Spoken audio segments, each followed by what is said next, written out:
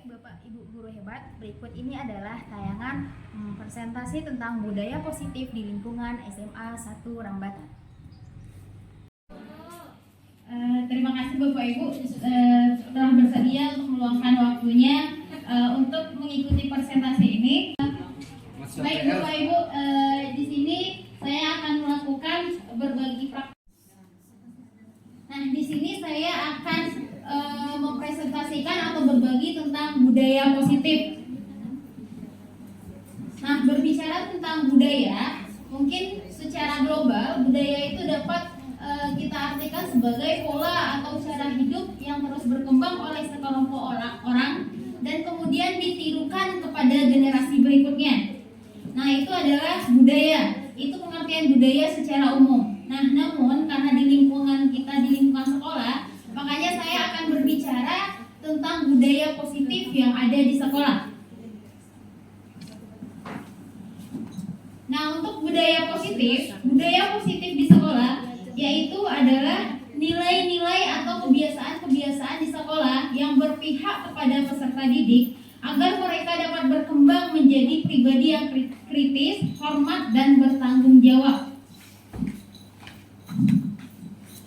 Nah, paradigma dari perubahan dengan adanya budaya positif, untuk membangun budaya positif sekolah itu perlu menyediakan lingkungan yang positif juga, kemudian aman dan nyaman agar murid-murid mampu berpikir dan bertindak serta mencipta dengan merdeka, mandiri, dan bertanggung jawab.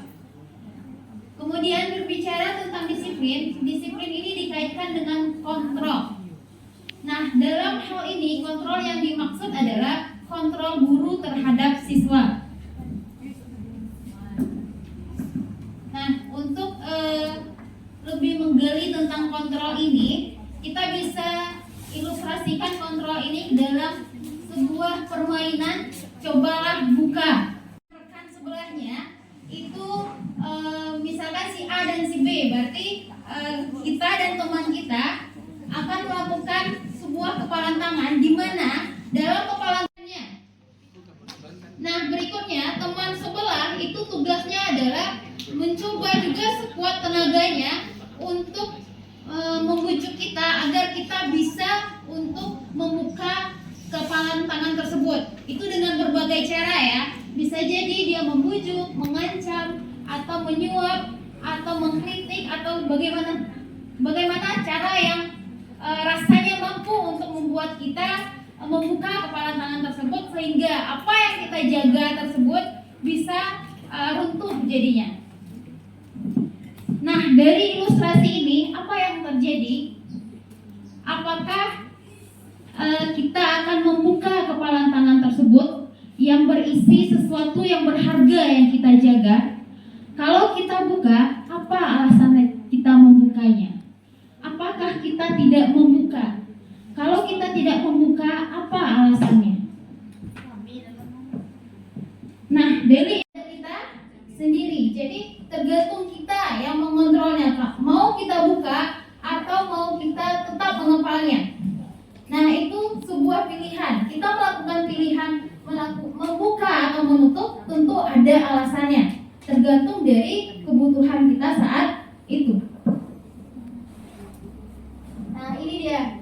Kita sendiri yang memegang kontrol atas kepalan tangan kita. Apakah kita membuka atau menutup kepalan tangan kita, itu tergantung pada diri kita masing-masing, sesuai dengan kebutuhan dasar kita saat itu.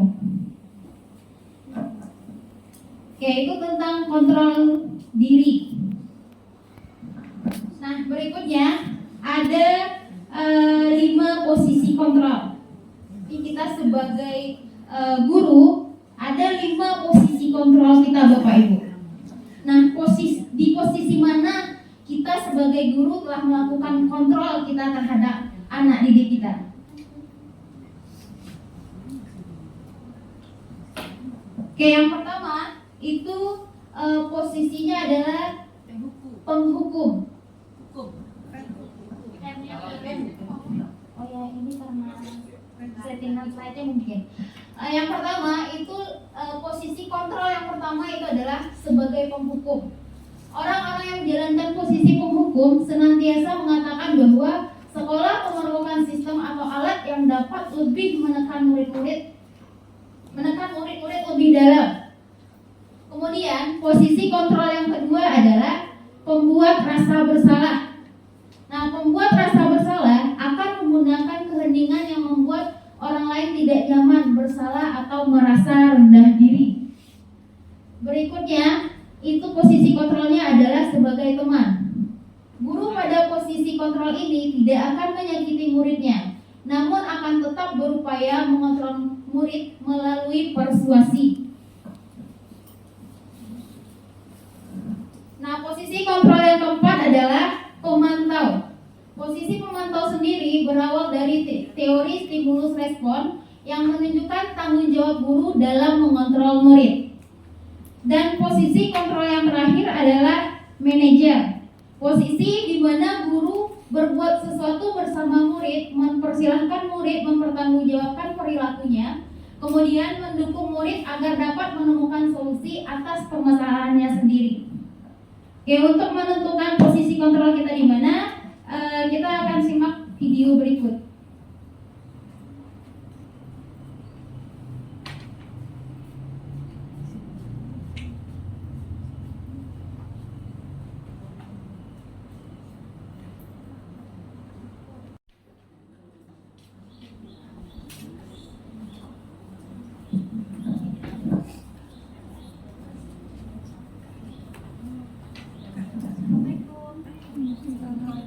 Oleh-oleh dari Jejib, Bapak Ibu.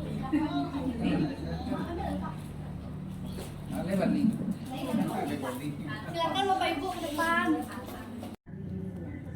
Pada video kali ini, kita akan membahas tentang 5 posisi kontrol yang dikembangkan oleh Diane Grosser dan contoh penerapannya.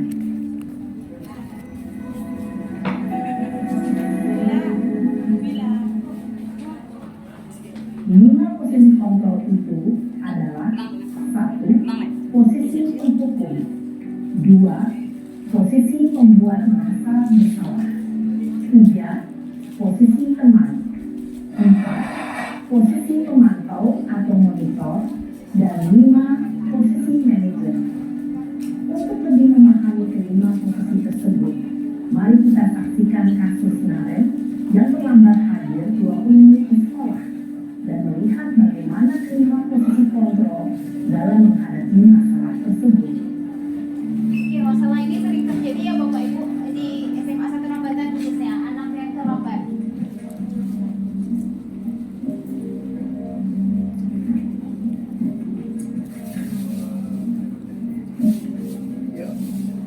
Naren! Sini kamu! Selamat pagi, Bu. Selalu terlambat. Kamu deh, pasti terlambat. Maaf, Bu. Saya Apa? Apa coba? Alasan kamu apa lagi? Kapan sih kamu tidak terlambat? Malas sekali ya kamu jadi anak. saya Dasar pemalas. Gak kapok-kapok sih kamu. Sudah berapa kali terlambat? Sana, kamu keliling lapangan basket 2 kali. kenapa saya harus ke lapangan basket, Bu? Kenapa? Kamu melawan ibu. Berani-beraninya jawab. Sudah terlambat, masih berani jawab pula. Sekarang, keliling lapangan basket 5 kali sekalian. Biar kapok. Cepat. Pergi sana ke lapangan basket. Posisi penghukum biasanya berbicara dengan nada tinggi, menghardik, menunjuk-nunjuk, menyakiti, dan menyindir. Hukuman bisa berupa fisik maupun psikis. Ibu dan bapak guru hebat. Dampak yang terjadi pada murid ketika guru berada pada posisi penghukum adalah murid cenderung akan memberontak, bahkan menyimpan dendam.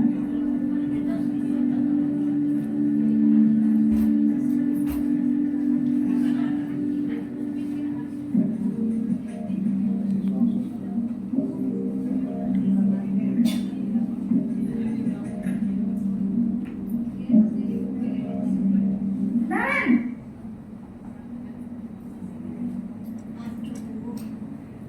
Selamat pagi, Bu. Naren, kamu kenapa terlambat lagi, nak? Ya Tuhan, Naren. Kamu senang ya bikin ibu susah ya? Kalau kamu terlambat lagi, nanti ibu yang ditegur bapak kepala sekolah, nak. Disangka ibu tidak bisa membina kamu. Duh, gimana ini?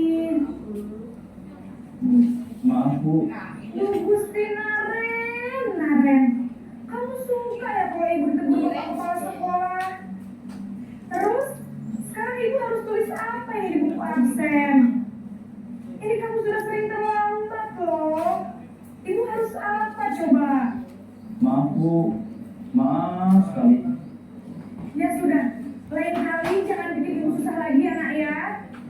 Ibu tidak akan kuat lagi kalau kamu begini terus. Bisa jantungan kalau ibu ditegur bapak kepala sekolah. Sana cepat ke kelas. Maaf ya, Bu. Maaf sekali. Posisi pembuat rasa bersalah berbicara dengan nada tenang, cenderung lembut. Namun kata-kata yang diutarakan membuat murid merasa menjadi orang yang gagal, memandang buruk dirinya sendiri, merasa tidak berharga, dan tidak sanggup membahagiakan orang lain. Ketika guru mengambil posisi pembuat rasa bersalah, murid akan menganggap dirinya yang bersalah dan ia akan menyimpan emosi negatif tersebut di dalam dirinya.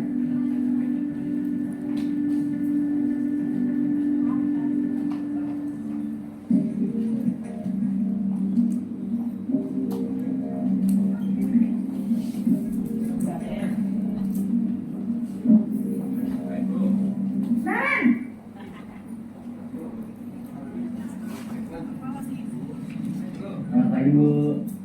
Wah, sudah jam berapa ini nak? Terlambat lagi ya sayang. Iya, Bu. Habis ibu saya lupa bangunkan saya, Bu. Kamu mau menyalahkan ibu kamu. Kamu bukannya anak yang larinya paling kencang. Kok terlambat sih? Iya, Bu. Saya memang selamat bangun tadi. Jadi, biarpun saya lari kencang, tetap nggak kekejar, Bu. Ya sudah sana. Nanti lain kali larinya lebih kencang lagi ya. Biar gak terlambat lagi. Bikin seneng ibu. Demi ibu. Bisa kan? Bisa lah, Bu. Ya sudah sana masuk kelas. Ibu beresin urusan absen kamu. Kamu ini ada-ada saja. Dalam posisi teman, guru berbicara dengan nada suara ramah, akrab, cenderung bersenda gurau untuk menjaga suasana tetap santai. Murid akan merasa senang, aman, dan akrab dengan guru. Identitas yang tercipta adalah identitas sukses atau berhasil. Namun, perlu diingat, karena ini masih dorongan eksternal, maka ada faktor ketergantungan dari murid kepada orang tertentu.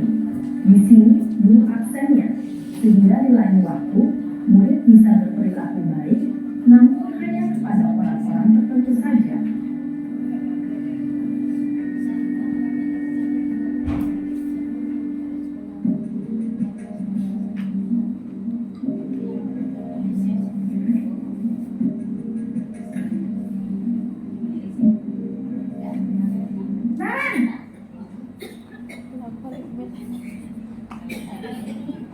Selamat pagi, Bu. Naren, apa peraturan sekolah kita tentang jam berapa kita harus masuk sekolah, nak? Kita harus di sekolah jam 7, Bu. Iya betul, sekarang sudah jam 7.20. Naren sudah tahu konsekuensinya jika terlambat hadir. Paham, Bu. Saya harus tinggal kelas pas jam istirahat selama 20 menit. Iya benar, konsekuensinya demikian. Jadi nanti jam 9.30 pas istirahat, kamu harus tinggal di kelas, kerjakan tugas tambahan untuk ketertinggalan kamu, ya? Baik, Bu. Posisi pemantau mengandalkan penghitungan atau data untuk mengontrol murid. Guru mengarahkan murid berdasarkan peraturan dan konsekuensi. Seorang pemantau menunjukkan bahasa tubuh dan ekspresi wajah yang datar dan cenderung formal.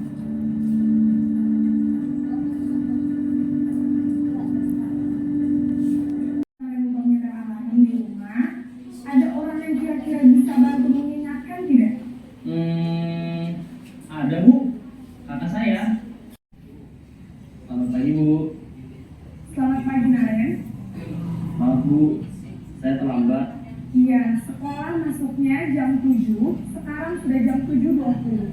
Jadi sekarang bagaimana ini, Naren? Maaf Bu, saya lupa setel alarm saya semalam. Baiklah, menurut kamu, keyakinan sekolah yang mana yang perlu kamu tingkatkan? Menghargai diri sendiri dan orang lain mungkin ya Bu. Oleh kakak dan ibunda Naren ya. Ada lagi yang mungkin perlu dilakukan, Naren? Agar tidak terlambat bangun lagi. Tidak ada Bu. Baik, Naren. Terima kasih untuk kerjasama kamu. Sekarang kamu perlu kembali ke kelas untuk belajar. Baik Bu, terima kasih.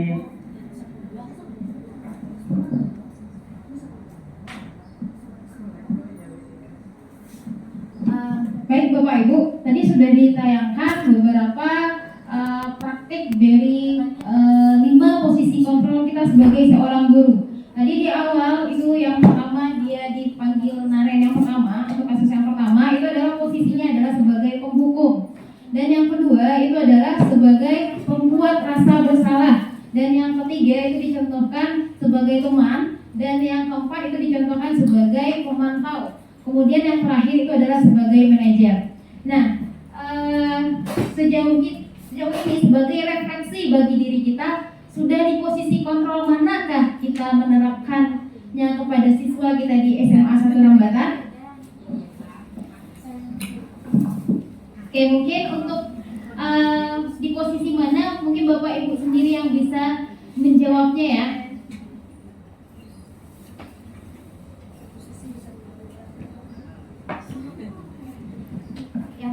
Bisa berubah-ubah ya Bapak Ibu, tergantung kebutuhan saat itu. Jadi berdasarkan 5 posisi kontrol yang telah diilustrasikan dengan beberapa kejadian tadi, posisi kontrol yang dianjurkan adalah itu sebagai manajer. Nah, tadi sudah kita lihat bahwa kalau posisi kontrol sebagai manajer tersebut, anak terlebih dahulu kita telusuri dulu, istilahnya ada validasi identitasnya. Kemudian kita menanyakan kembali keyakinan apa yang telah. Berikutnya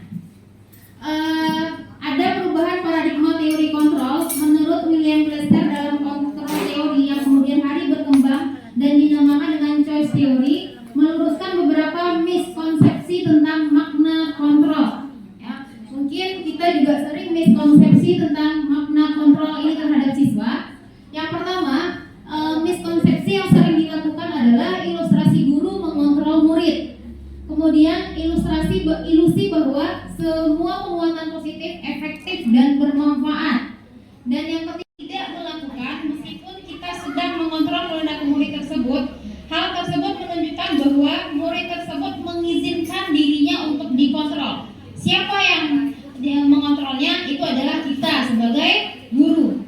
Kemudian bentuk kontrol guru menjadi kebutuhan dasar yang dipilih murid tersebut. Kemudian teori kontrol menyatakan bahwa semua perilaku memiliki tujuan, bahkan terhadap perilaku yang tidak sesuai pun ada tujuannya murid kita melakukannya. Berikutnya, ilusi bahwa semua penguatan positif efektif dan bermanfaat. Penguatan positif atau bujukan adalah bentuk-bentuk kontrol. Segala usaha untuk mempengaruhi murid agar mengulangi suatu perihal tertentu adalah suatu usaha mengontrol murid. Dalam jangka waktu tertentu, kemungkinan murid tersebut akan menyadari dan mencoba menolak bujukan, atau bisa jadi murid tersebut menjadi tergantung pada pendapat guru untuk berusaha. Kemudian yang berikutnya, ilusi bahwa kritik dan membuat orang merasa bersalah dapat menguatkan karakter. Oke, mungkin untuk mempersingkat waktu kita skip saja. Nah, berikutnya perubahan paradigma stimulus respon dan teori kontrol. Stimulus respon ini mungkin yang sering kita lakukan ini ya Bapak Ibu. Beda antara stimulus respon dengan teori kontrol. Stimulus respon itu kita menganggap kebutuhan setiap orang itu sama. Sedangkan dalam teori kontrol, kebutuhan setiap orang itu berbeda. Berikutnya, semua orang melihat hal yang sama. Sedangkan teori kontrol, setiap orang memiliki gambaran yang berbeda. Kemudian yang ketiga, kita mencoba mengubah orang berpandangan sama dengan pandangan kita. Sedangkan teori kontrol,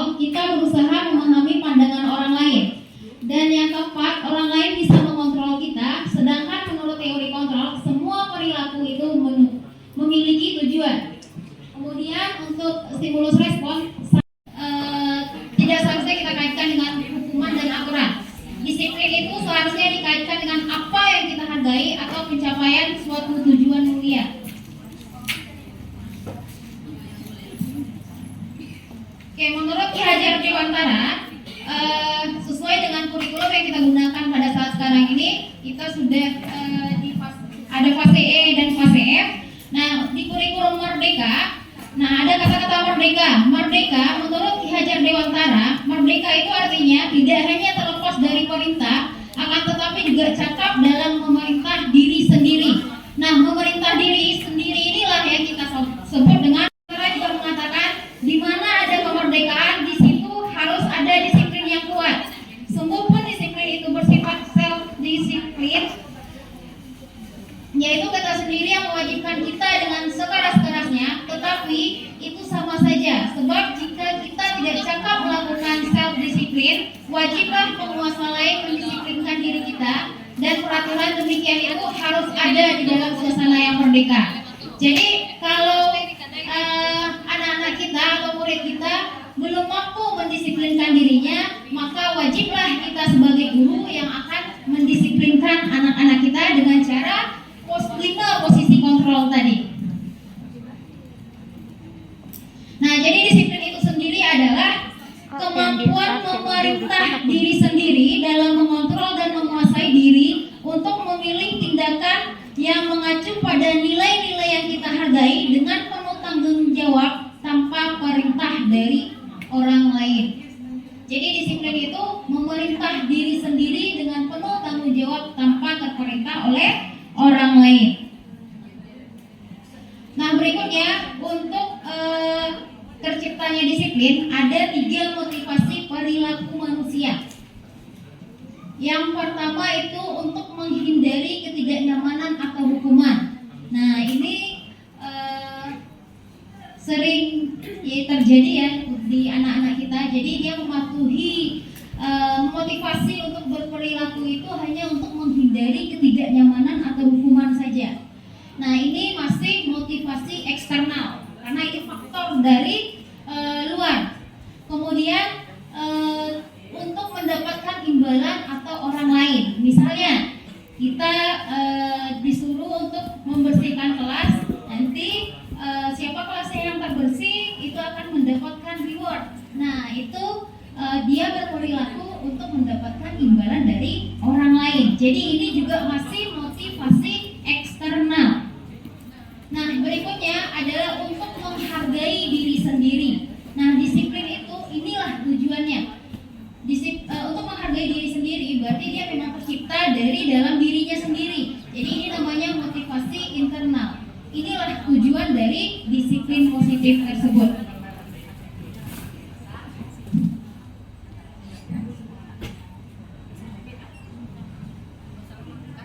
Oke, sedikit lagi Bapak Ibu untuk keyakinan kelas.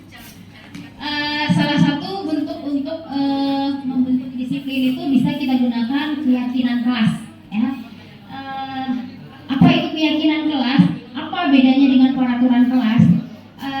Jadi dia ada sedikit perbedaan antara keyakinan kelas dengan peraturan kelas. Oke, mengapa tidak peraturan kelas saja? Mengapa harus keyakinan kelas? Mengapa kita memiliki peraturan harus menggunakan helm bila mengendarai kendaraan roda 2? Itu bentuk-bentuk peraturan ya, Bapak Ibu. Nah, untuk mendukung motivasi intrinsik, kembali ke nilai-nilai atau keyakinan lebih menggerakkan seseorang dibanding mengikuti serangkaian peraturan-peraturan.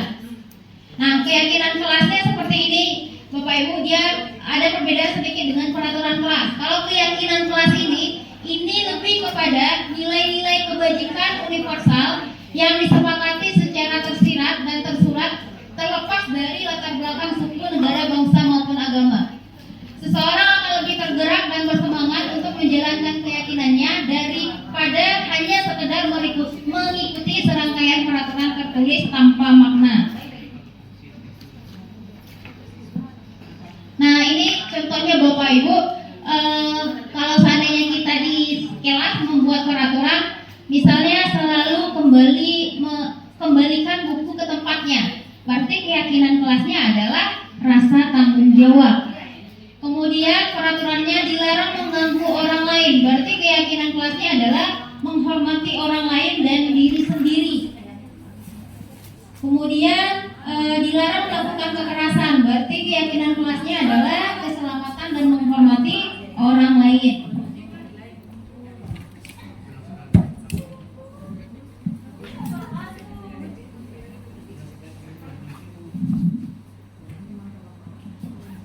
Oke, berikutnya sedikit lagi Bapak Ibu, perbedaan hukuman dan konsekuensi.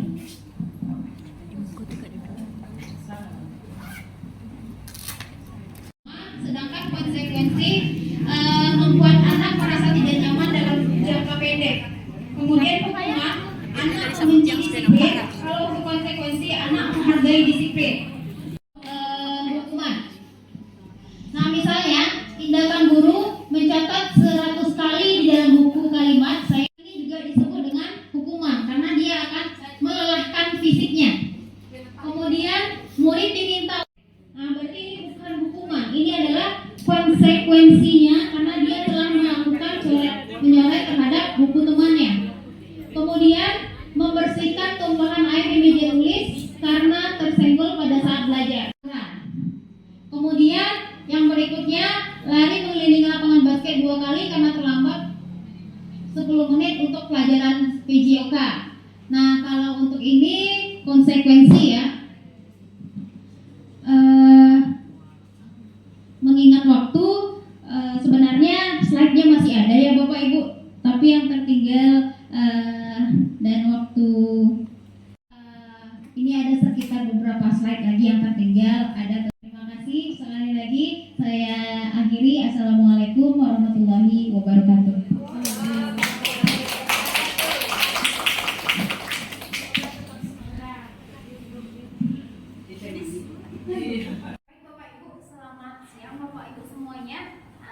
Baiklah, pada kesempatan kali ini kita akan melanjutkan lagi presentasi kita yang sempat tertunda beberapa hari yang lalu. Sekarang kita melanjutkan. Kemarin kita sudah sampai kepada bagian segitiga restitusi. Nah, untuk segitiga restitusi ini merupakan salah satu budaya positif yang seharusnya kita terapkan di sekolah. Ya. Nah, segitiga restitusi ini merupakan salah satu posisi kontrol yang kita lakukan sebagai manajer, Bapak Ibu ya. Nah, untuk segitiga restitusi ada beberapa tahap yang akan kita laksanakan. Nah, sesuai dengan namanya segitiga berarti ada 3 sisi, berarti ada 3 tahap juga nanti yang akan kita laksanakan. Nah, kira-kira seperti ini gambaran segitiga restitusinya ya Bapak Ibu. Segitiga restitusi tahap pertama adalah menstabilkan identitas. Kemudian yang kedua adalah memvalidasi tindakan salah, dan yang ketiga adalah menanyakan keyakinan. Nah, berikut contoh dari video restitusi, segitiga restitusi yang bisa diterapkan di sekolah. Salam dan bahagia Ibu dan Bapak Guru hebat. Pada video kali ini kita akan membahas tentang salah satu program disiplin positif yang diterapkan di lingkungan sekolah yang dikenal dengan nama restitusi.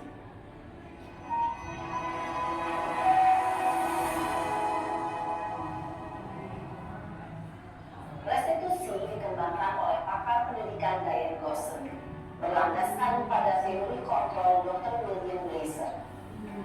Segitiga restitusi adalah suatu proses dialog yang dijalankan oleh guru atau orang tua agar dapat menghasilkan murid yang mandiri dan bertanggung jawab. Pada saat guru di posisi manajer, aspek yang dikembangkan pada murid adalah motivasi intrinsi, sehingga penanaman nilai-nilai kebajikan dapat tumbuh dan berkembang menjadi suatu kebiasaan positif yang akhirnya membentuk karakter murid. Proses dialog ini terdiri dari 3 langkah yang digambarkan pada ketiga sisi pada segitiga restitusi. Sisi pertama adalah menstabilkan identitas. Sisi yang kedua adalah validasi tindakan yang salah. Dan sisi yang ketiga adalah menanyakan keyakinan. Ibu dan Bapak Guru yang akan juga bisa segitiga restitusi.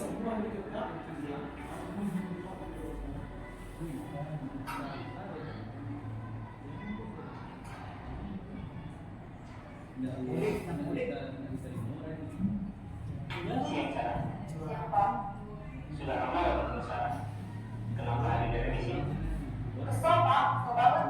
Masa aku dikatain tukang fitnah, Pak? Ya aku marah lah. Aku dari ngetain Eka di depan kelas. Kesel banget. Oh, gitu. Ya pasti kamu marah dan kesal. Bapak juga akan marah apabila ada yang menuduh Bapak seperti itu. Kemudian, pada saat itu, kamu melakukan apa? Ya saya ngetain Eka, Pak. Kesel banget. Saya bukan dia di depan teman lain.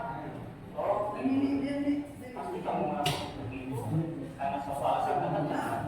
Iya lah. Saya diam saja, Pak. Ya saya bela diri lah. Masa saya dituduh tukang fitnah? Ya, wajar. Mempertahankan agama itu sesuatu yang penting buat kamu. Untung kamu tidak berpikir gagal lagi, hanya membentak-bentak. Iya, Pak. Untung saya masih bersabar dan hanya membentak saja. Sudah gemes pada Pak. Saya pasti bela diri lah. Ya pasti ya. Tapi kamu memilih untuk tetap bertahan dan bersabar. Kamu memilih untuk tidak berbuat lebih parah lagi. Iya. Nah, sekarang coba kita lihat lagi tindakan kamu yang membentak-bentak Eka di kelas. Tindakan kamu itu kira-kira sesuai dengan keyakinan kelas atau prinsip kamu tidak? Enggak lah, Pak. Sampai Pak jadi marah. Jadi keyakinan atau prinsip mana yang kurang sesuai dengan keinginan kamu? Ya, saya sebenarnya sangat menghargai orang lain. Mungkin saat itu saya menjadi emosi. Jadi tidak menunjukkan sikap itu. Kamu meyakini tidak menghargai orang lain itu penting buat kamu? Yakinlah, Pak. Iya, begitu. Kita harus saling menghargai. Namun ada juga keyakinan yang kita sepakati yang perlu kita jalankan apabila kita sedang marah, bukan? Ya, saya bisa lebih proaktif, mulai dengan diri sendiri. Saya bisa jadi lebih bersabar, mengambil waktu jeda untuk berpikir mau apa selanjutnya. Kira-kira kamu bersedia memperbaiki masalah ini tidak? Sedia, Pak. Kalau kamu memperbaiki masalah ini, kamu akan menjadi orang seperti apa? Saya akan menjadi orang yang bertanggung jawab kali ya, Pak. Dan senantiasa proaktif. Iya, menurut kamu bagaimana rasanya menjadi orang seperti itu? Ya nyaman lah, bangga bisa bersabar dan tahan diri. Baiklah kalau begitu. Yuk kita pikirkan bagaimana memperbaiki masalah ini.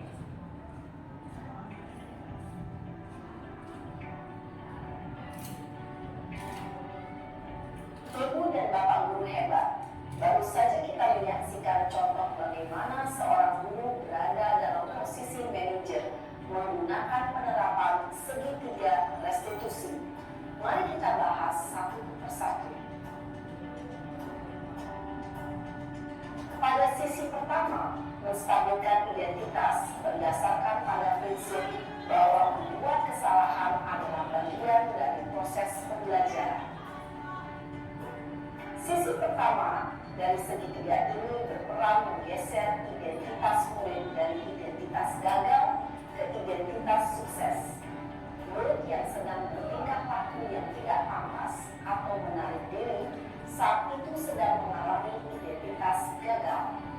Bila kita mengkritiknya, maka posisinya tidak akan mudah. Kita bisa mengajukan pernyataan-pernyataan ini. 1. Membuat kesalahan sesuatu yang wajar. 2. Manusia tidak ada yang sempurna. 3. Kita bisa memperbaiki masalah ini. 4. Saya tidak menanyakan kesalahannya. Saya lebih fokus bagaimana memperbaiki masalah ini. 5. Apakah saat ini kamu tengah menjadi orang yang baik untuk dirimu sendiri? Pada sisi kedua, validasi tindakan yang salah berlandaskan pada prinsip bahwa setiap perilaku berupaya memenuhi suatu kebutuhan tertentu. Guru yang telah memahami teori kontrol akan bergeser dari berbicara stimulus respon menjadi proaktif dan mencoba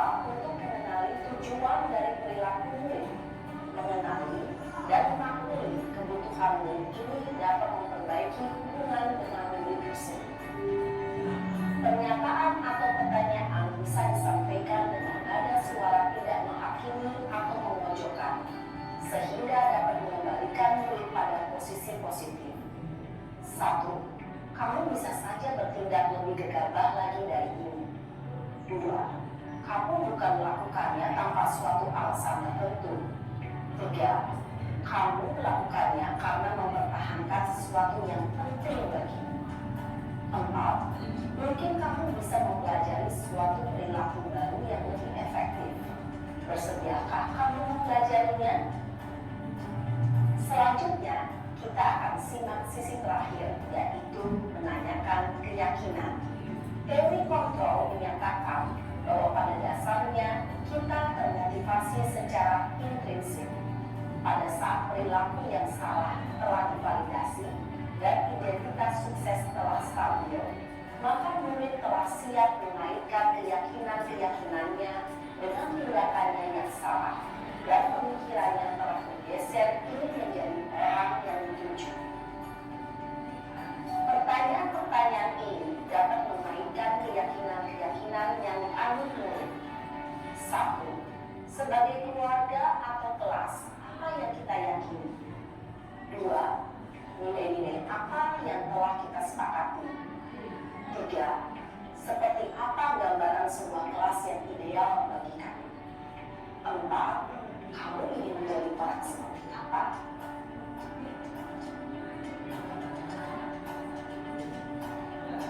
Dalam menerapkan segitiga restitusi, perlu diperhatikan beberapa hal, yaitu 1. Perilaku yang salah perlu dikaitkan dengan nilai-nilai atau keyakinan-keyakinan yang telah disepakati atau dituju. 2. Kesediaan orang yang melakukan kesalahan untuk memperbaiki masalah. 3. Pemecahan masalah sebisa mungkin relevan atau memiliki hubungan dengan masalah yang ada. 4. Usaha. Perlu adanya suatu usaha perbaikan dari pihak yang membuat kesalahan. 5. Waktu. Perlu didedikasikan waktu dari pihak yang membuat kesalahan. Tanyakan kapan akan mulai dilakukan usaha untuk memperbaiki masalah.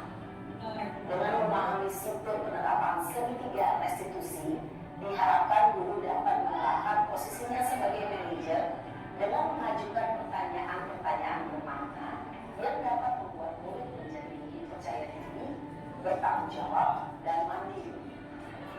Nah, ibu bapak guru perlu tidaknya mengikuti ketiga tahapan dalam segitiga restitusi bergantung pada ringan beratnya suatu permasalahan. Misalnya, bila permasalahan tersebut ringan, maka tidak perlu dijalankan secara berurutan. Bahkan bisa semudah menanyakan apa keyakinan yang kita sepakati.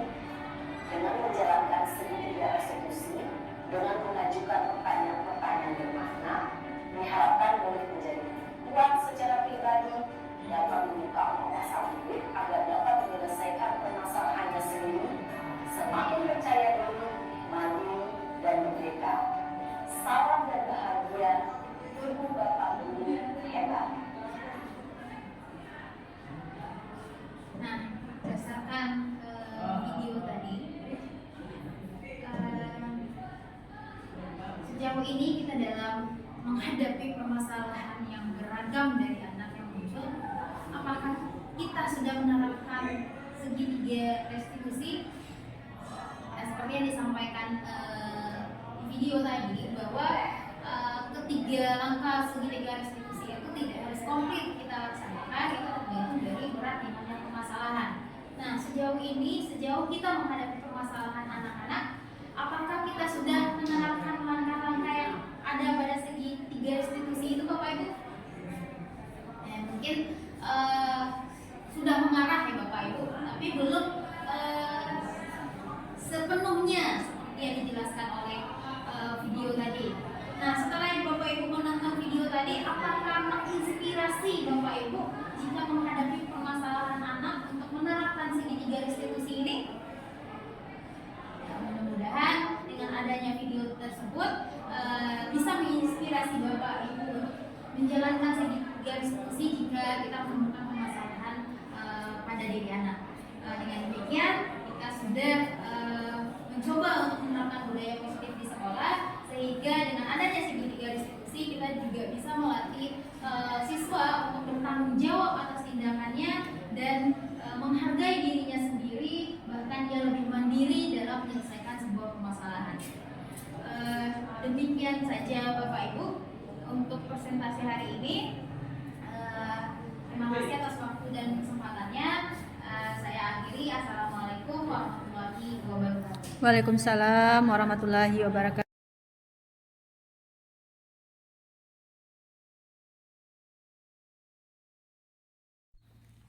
Baik Bapak Ibu guru hebat, berikut ini adalah tayangan pembuatan keyakinan kelas di kelas 11 F8. Selamat menyaksikan. Tidak boleh, berarti tidak boleh membuli ya. Oke, dari yang disampaikan, bullying itu berarti termasuk dari salah satu sikap menghargai ya. Jadi untuk yang pertama, berdasarkan yang sudah disepakati tadi, yang sudah disampaikan tadi,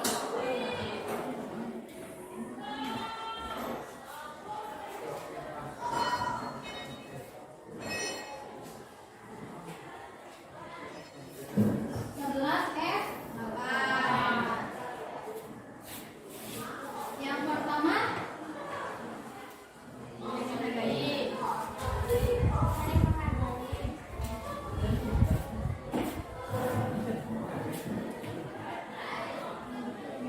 berkata sopan, saling menghargai.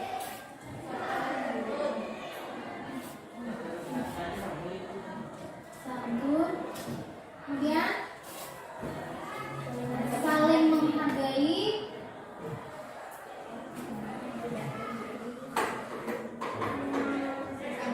Oke, saling menghargai ini termasuk saat pembelajaran ya.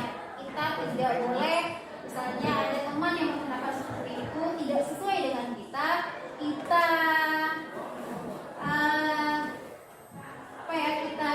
cemein ya, itu nggak boleh. Atau soal-soalan yang nggak boleh begitu dong. Jadi berkata sopan dan santun, saling menghargai. Kemudian apa lagi?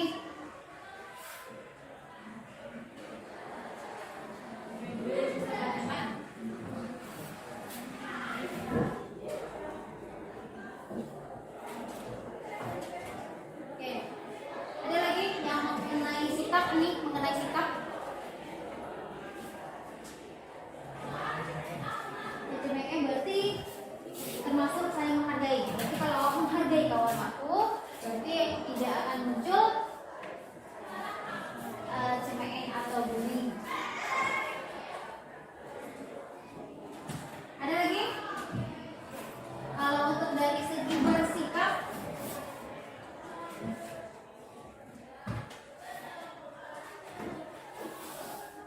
kemudian masalah kehadiran bagaimana? Berarti itu kehadiran ke sekolah ya, maksud ibu ke kelas. Toleransinya berapa? 10 menit. 10 menit ya. Nah, berarti keyakinan ada yang 20 tadi. Berarti keyakinan kelasnya akan kita buat yang pertama itu hadirnya tepat waktu ya. Kalaupun ada sesuatu dan lain hal, ibu kasih toleransinya 10 menit. Jika ibu lebih dari itu, berarti kita laksanakan sesuai dengan aturan sekolah. Yang kedua, hadir tepat waktu.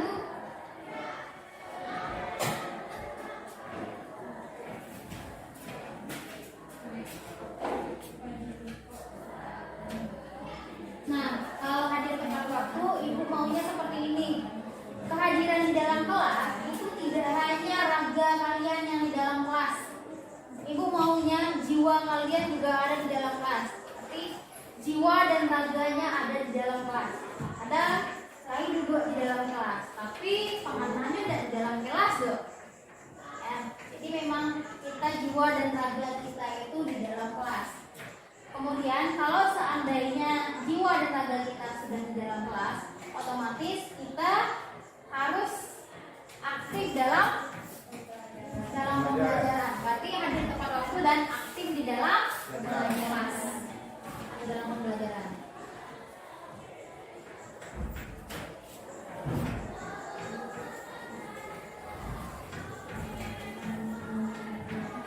Oke, berikutnya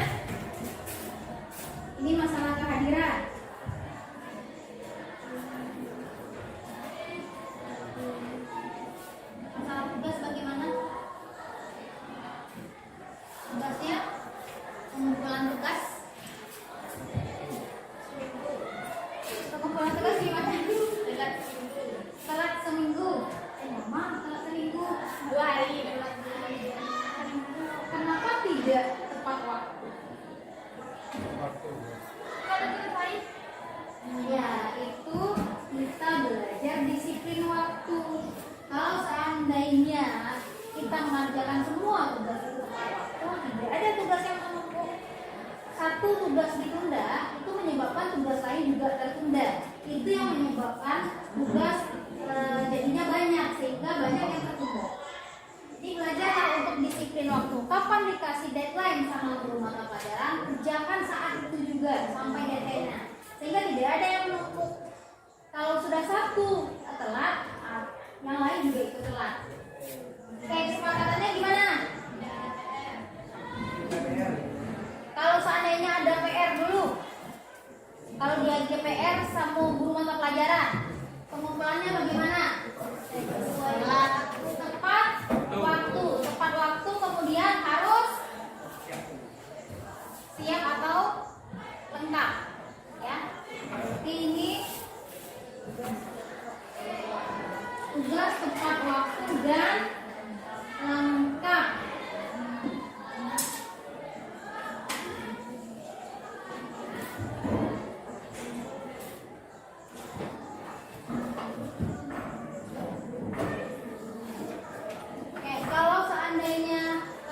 Menghargai waktu, pasti tugas ini akan tepat waktu. Kalau tugasnya tepat waktu, itu tuh insya Allah aman, tidak ada kasus seperti beberapa orang kemarin ya, yang sudah mau ujian, orang sudah ujian masih ada yang mencari-cari di mata pelajarannya untuk bisa dapat tanda tangan agar nomor ujiannya diberikan oleh sekolah. Belajar dari sekarang karena kita masih di awal, kita ubah apa yang kurang di fase E, kita perbaiki di fase F. Makanya yang bikin kesepakatan tugas agar tugasnya tepat waktu dan lengkap. Oke, berikutnya masalah tugas sudah.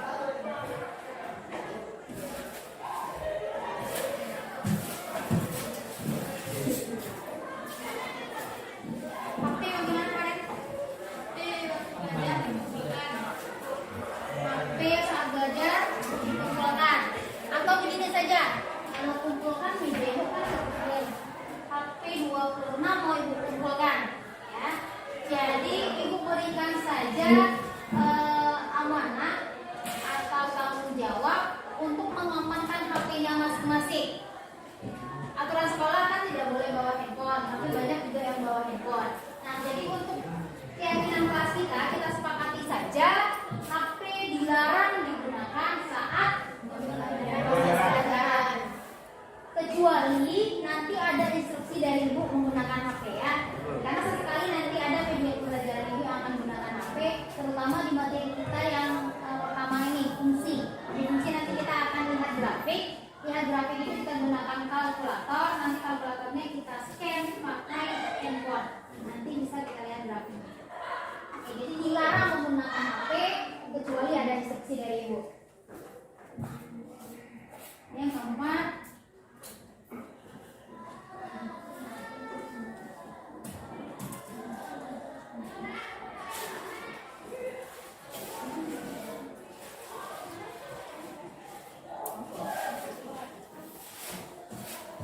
yang kelima,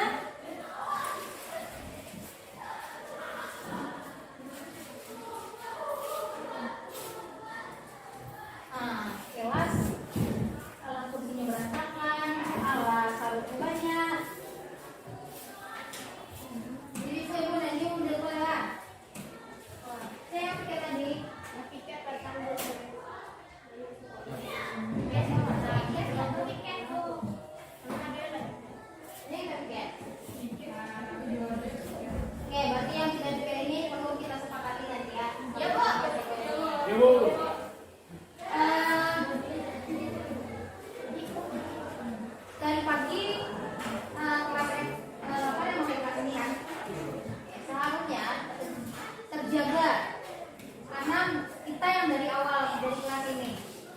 Diurahkan untuk kebersihan kelas itu yang melaksanakan piket di hari itu, tapi yang bertanggung jawab atas kebersihan kelas itu kita bersama ya. Misalnya yang disampaikan dulu kan disapu deh kawan kelas kelas. Aduh, udah tuh yang sarap ini itu tanggung jawab yang dari meja membersihan tuh. Jadi tanggung jawab kebersihan kelas itu kita bersama ya. Yang melaksanakan memang pikir di hari itu.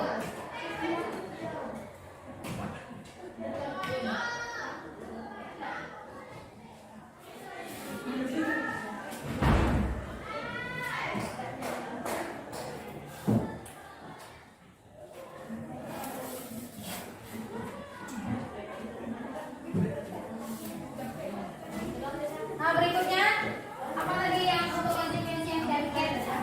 Apa kesepakatannya? Berapa? 2.000. Yang tidak melaksanakan piket 3.000 lah, 3.000.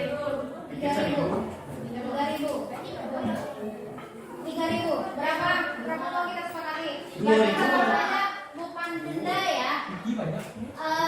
Bagi yang tidak melaksanakan piket itu apa namanya, uang kebersihan berarti ya. 2.000. Berapa?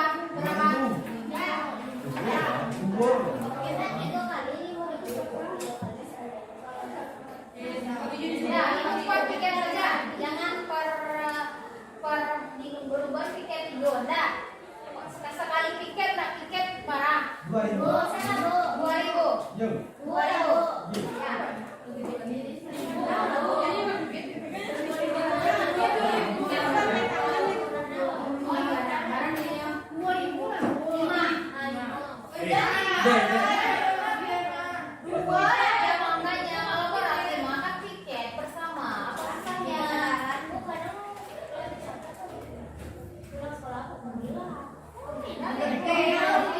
Tanggung jawab kita adalah melaksanakan tugas kita piket. Urusan nanti ada lagi yang apa? Yang penting kita melaksanakan tugas kita. Ya, jangan pikirkan kalau piket aku semuanya boleh lah piket. Yang penting kita laksanakan dulu tanggung jawab kita. Apa yang terjadi setelah itu jangan pikirkan. Ya, kita belajar tanggung jawab apa yang sudah diamanatkan kepada kita. Sepakat? Berarti yang tidak piket membayar uang kebersihan 5.000 satu kali piket 2.000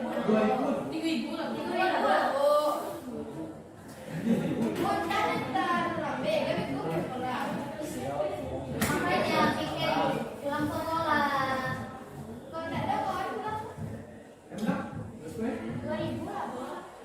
2.000 itu minggu kalian bisa sih kalian bagi kawan kalian yang lain piket. Dengan uang 2.000 selesai. Saya tanggung jawab kalian itu sebenarnya nah tanggung jawab pun nggak bisa dibeli 50 gitu. Ibu nilainya mendenda itu supaya kalian merasa dan so pikir lah daripada awak membayar uang. Jadi sebenarnya tanggung jawab awak pun nggak bisa dibagi di 50. Begini seperti itu uang kebersihan itu sebenarnya ibu. Supaya kalian merasa daripada uang membayi uang kebersihan piket tadi. Gimana? Berapa? 3, 5, 10. 3, 5, 10. Oke. Untuk uang kebersihan ini dipisah dengan uang kelas ya. Dipisah nanti kalau uang kebersihan ini perginya untuk apa kelas nih? Misalnya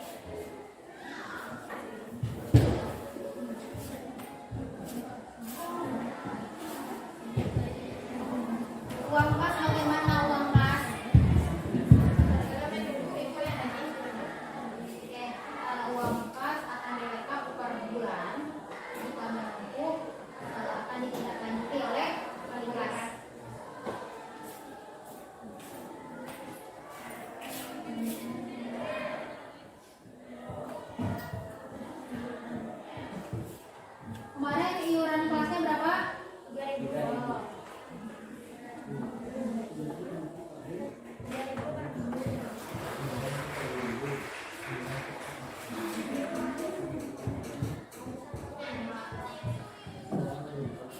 Per minggu ya.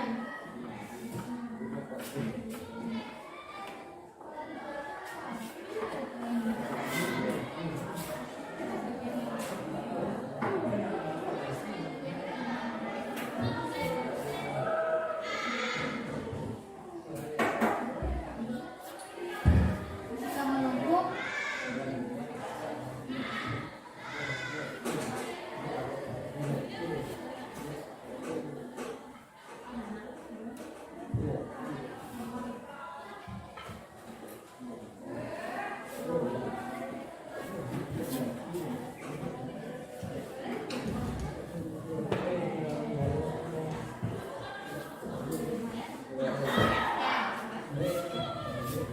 Berikutnya, kalau misalnya ada teman yang sakit, 3 hari, sakit cuma seminggu. Ya semoga semua kelasnya sehat walafiat. Jadi tidak bisa. Tapi kan itu tidak bisa kita yang atur ya. Kita cuma bisa menjaga kesehatan. Jadi kesepakatannya bagaimana untuk teman yang sakit berapa hari? Seperti kalau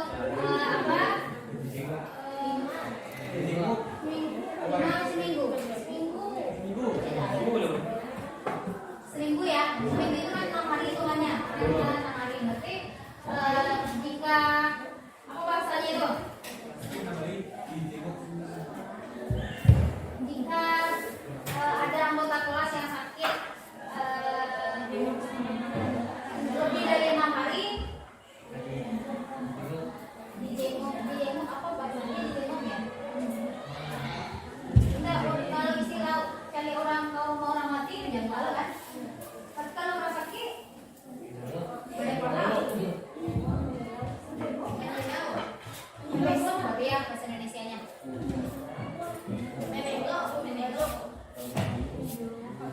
Ini cinta hitam ibu sudah habis, ganti video lagi.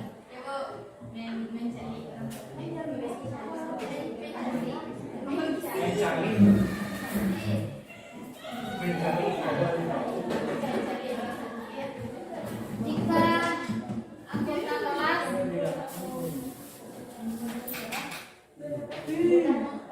sakit lebih dari 6 hari,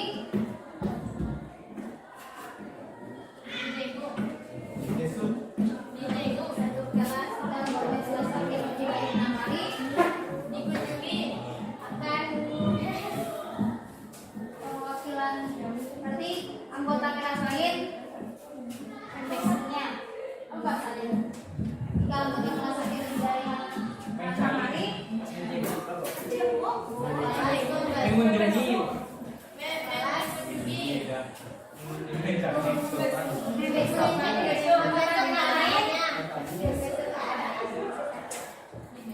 kelas lain,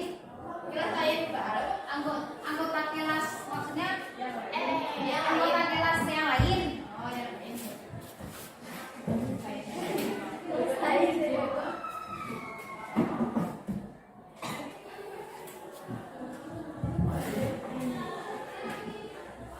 Apa bahasanya? Anggota kelas lain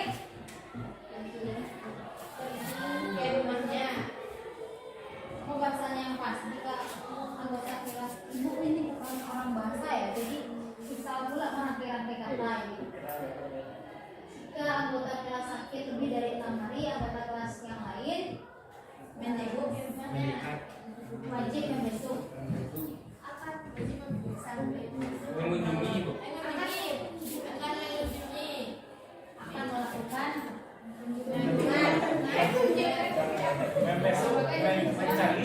mengunjungi.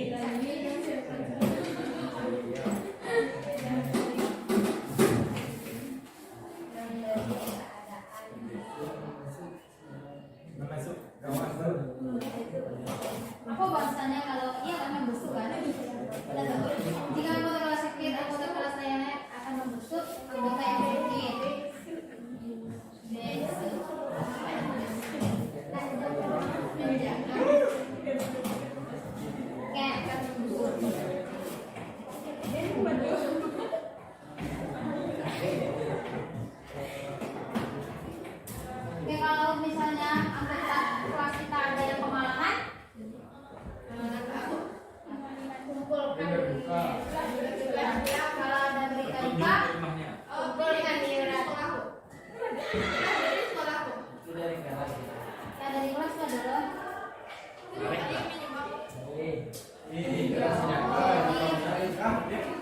Apa ya? Bahasanya untuk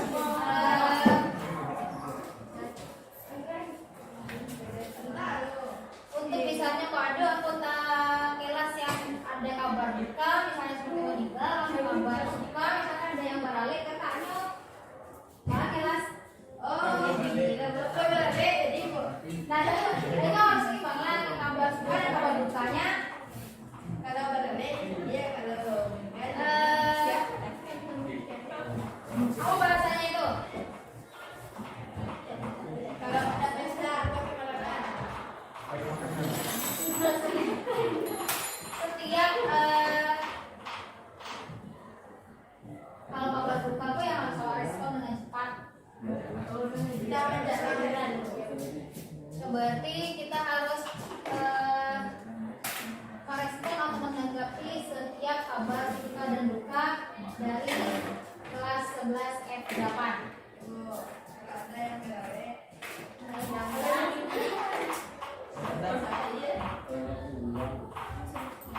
merespon apa bahasanya itu ya?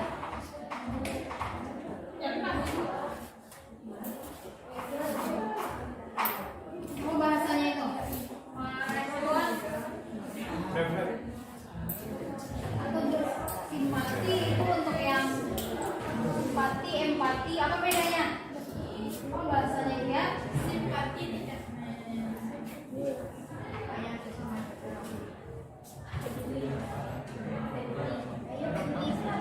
Ya, peduli sejarah.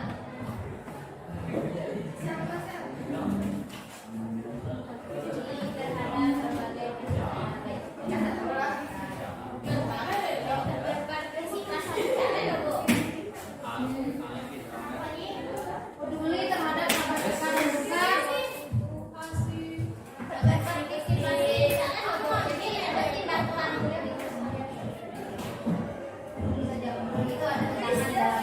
Peduli itu bisa jadi nanti kita memberikan ucapan, bisa jadi kita partisipasi, memberikan sumbangan, ya.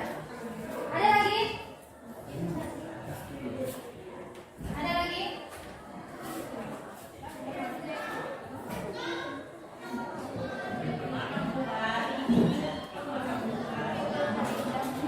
Ada lagi yang rasa-rasa?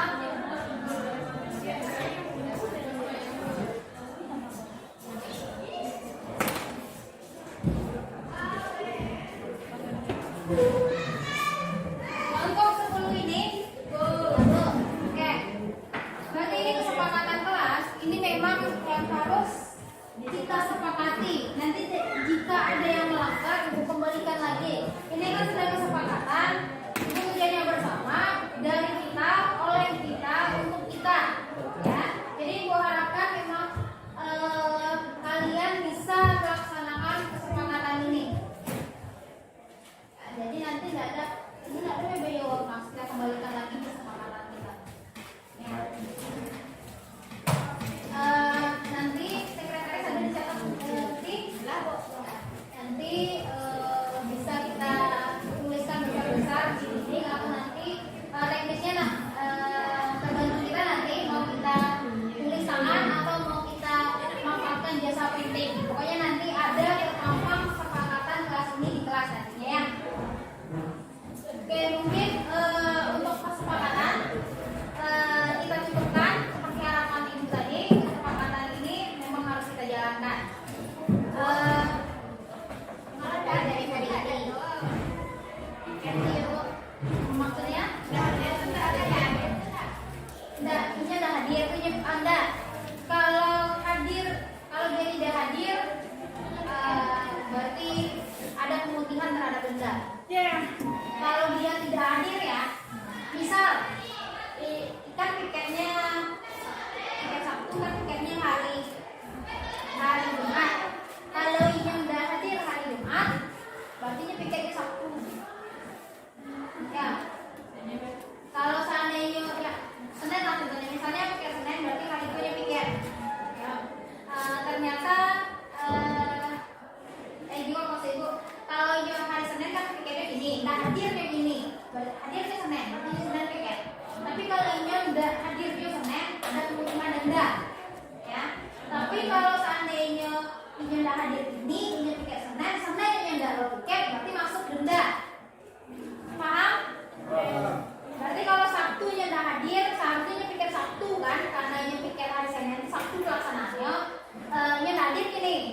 berarti dia nggak piket. Ternyata itu hari Senin hadir, hari Senin dia piket.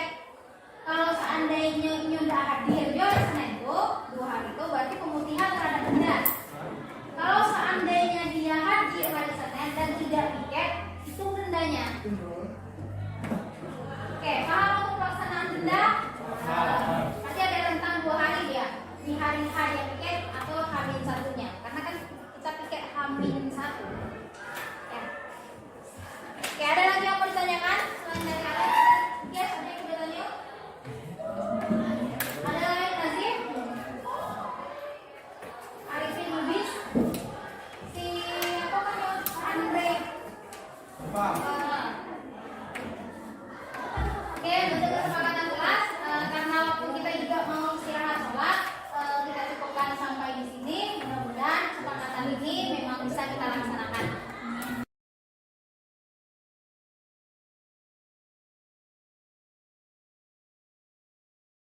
Baik Bapak Ibu guru hebat, berikut ini adalah penerapan segitiga restitusi pada siswa dan guru di SMA 1 Rambatan. Aisyah, tadi Ibu dapat laporan dari kepala kelas, katanya Aisyah bertengkar dengan Wildan. Iya Bu, karena saya kesal. Kenapa Aisyah kesal? Wildan terus-menerus menyontek pekerjaan saya Bu, bukannya PR, kadang juga ulangan. Oh, berdasarkan cerita Aisyah, tersebut Aisyah lakukan kalaupun ibu posisi Aisyah mungkin ibu akan melakukan hal yang sama. Iya Bu, Lalu apa yang Aisyah lakukan terhadap Wildan? saya marah-marah Bu, saya memang memaki Wildan dan tanpa sadar saya menempatkannya ke lantai. Oh begitu, pasti Aisyah melakukan ini pada alasannya ya. Iya Bu, masa saya hanya diam saja, kan saya sudah susah payah mengerjakan soal, tapi Wildan hanya menyontek, tidak mau bekerja dengan sendiri. Ya wajar kamu merasa marah karena tidak rela pekerjaan kamu dicontek oleh Wildan. Ibu sangat menghargai tindakan kamu tersebut yang tidak berbuat lebih buruk dari itu, misalnya sampai melakukan kekerasan fisik terhadap Wildan. Nah setelah juga kita pikirkan ketika tindakan kamu marah-marah dan sampai melakukan Mas Wildan itu apakah sesuai dengan keyakinan kelas kita? Tidak Bu. Keyakinan kelas apa yang sudah dilanggar? Saling menghormati antar teman Bu. Ya betul, menurut kamu saling menghormati antar teman itu penting atau tidak? Penting Bu. Baik, nah kalau menghargai penting, jadi keyakinan apa yang harus kamu lakukan saat kamu sedang marah? Harus lebih bersabar Bu. Kamu bersedia memperbaiki kesalahan tersebut? Bersedia Bu. Apa yang akan kamu lakukan untuk memperbaiki masalah ini? Saya akan lebih bersabar dan menahan amarah saya. Kalau ada teman saya menyontek saya, akan melaporkan kepada guru, mata pelajaran, atau wali kelas saya, Bu. Ya, tepat sekali tindakan kamu Aisyah. Tetap semangat ya. Dan sekarang juga kamu berkasi. Terima kasih, Bu. Assalamualaikum warahmatullahi wabarakatuh. Nama saya Aisyah Mawaddah dari kelas 11 IPS 2. Saya senang sekali diajak diskusi oleh Bu Guru untuk dapat mengendalikan diri dari amarah. Karena perilaku dari teman sekelas saya harus banyak belajar bersabar dan dapat menghormati teman-teman. Rocky, Ibu sering mendapat laporan kalau Rocky sering datang terlambat ke sekolah. Iya Bu, Sudah berapa kali Rocky terlambat datang ke sekolah? sudah 6 kali Bu. Sering terlambat itu apakah suatu kesalahan? Iya Bu. Baik Rocky, karena itu suatu kesalahan. Kesalahan itu sifatnya manusiawi. Setiap orang pasti pernah berbuat kesalahan. Yang terpenting kita bisa belajar dari kesalahan tersebut dan berusaha untuk memperbaiki kesalahan tersebut. Setuju Bu. Rocky, kita cari solusinya bersama ya, bagaimana supaya kesalahan ini tidak terulang lagi. Ya Bu. Rocky datang terlambat ke sekolah pasti punya alasan. Kenapa Rocky sering datang terlambat ke sekolah? Karena saya sering begadang Bu sambil mengerti, jadi saya kurang tidur. Rocky tahu kesepakatan kelas apa yang sudah kita buat. Tahu Bu. Kalau terlambat datang ke sekolah sesuai tidak dengan keyakinan kelas yang sudah kita sepakati? Iya Bu. Menurut Rocky, kesepakatan kelas apa yang sudah dilanggar? Disiplin. Menurut Rocky, disiplin itu penting atau tidak? Penting Bu, membuat saya sangat kepada waktu dan tidak terlalu lagi. Betul, menghargai waktu itu penting dan sangat bermanfaat untuk kita. Seperti kita dapat menghargai orang lain di sekitar pekerjaan kita menjadi tidak menumpuk dan kita dapat memiliki rasa kedisiplinan. Ya Bu, saya menyesal sudah datang ke sekolah. Saya mohon maaf atas saya terlambat. Baik Rocky, sikap yang sudah baik sudah kamu lakukan dengan cara meminta maaf. Menurut kamu, apa yang kamu lakukan agar kamu tidak datang terlambat lagi ke sekolah? Saya akan memasang alarm dan untuk tidur lebih cepat agar tidak terlambat lagi. Baik Rocky, Rocky sudah menemukan solusinya. Sekarang silakan Rocky kembali. Baik, terima kasih. Assalamualaikum warahmatullahi wabarakatuh. Nama saya Rocky Febrian dari kelas 11 IPS 2. Terima kasih Bu Guru, saya senang sekali diajak diskusi oleh Ibu Guru untuk menemukan solusi dari atas kesalahan saya sendiri. Saya tidak akan begadang lagi dan saya tidak akan mengulangi supaya saya tidak datang terlambat lagi.